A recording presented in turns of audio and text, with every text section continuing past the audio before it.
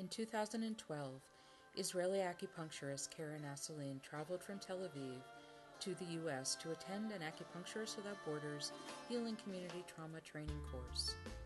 This course prepares acupuncturists to provide stress reduction treatment in communities impacted by natural or human-created disasters.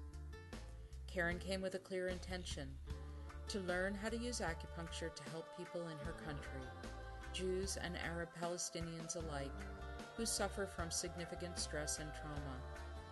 The AWB training prepared her to set up a clinic using the NADA protocol, a simple ear acupuncture technique that helps restore physical balance and emotional well-being. She took her idea to Natal, the Israel Trauma Center for Victims of Terror and War, recruited and trained 3 colleagues, and began providing treatments to Natal clients in March 2013 under the auspices of AWB Israel.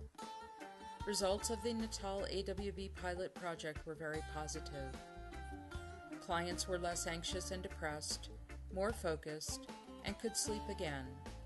Karen and the AWB Israel team began working with AWB here in the United States to bring the Healing Community Trauma course to Israel so that other practitioners could provide stress reduction acupuncture in their communities.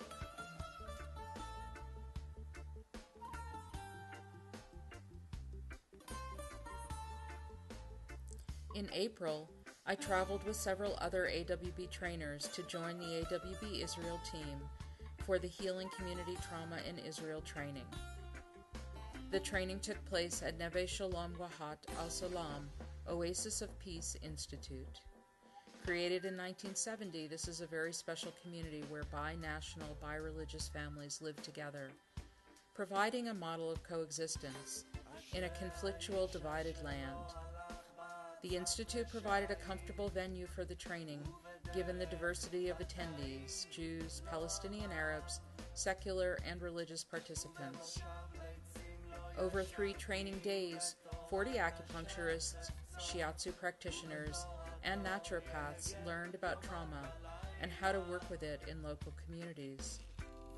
We provided acupuncture and qigong training for trauma reduction, studied reflexology techniques, talked about social activism and medicine, learned how to create community service clinics, and shared personal and professional stories about how trauma impacts Israeli and Palestinian life.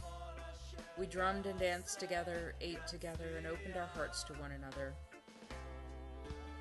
While the beginning was a bit awkward, this type of training is a very new thing in Israel, especially one that includes Jews and Arab Palestinians.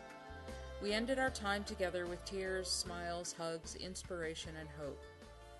People soaked in the training like it was their own, were deeply inspired, and connected to the work immediately.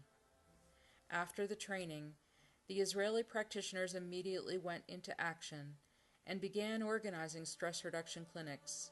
They call them healing circles, around Israel and the West Bank. Several practitioners began going to the West Bank on Saturdays with Physicians for Human Rights to provide treatments to local residents. Others treated men who have walked from Sudan to Israel who are interned in refugee camps near the Egyptian border. Some have set up healing circles for the Arus El Bar Organization for Women, an economic empowerment group for Arab Israeli women in Jaffa. The practitioners we trained organized these healing circles before the war between Israel and Hamas in Gaza this summer. Some of the circles were interrupted by the conflict, but many have resumed since the ceasefire in August.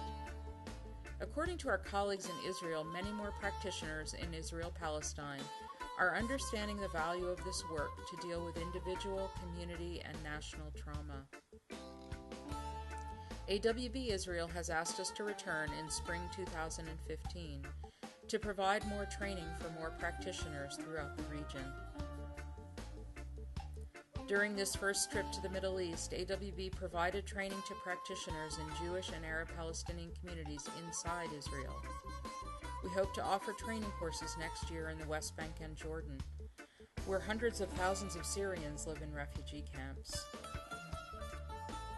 It is with deep gratitude that I offer this summary of the work that I and my colleagues have done this year in a land that is in deep conflict and need of healing. The Lyman Fund has helped make it a reality.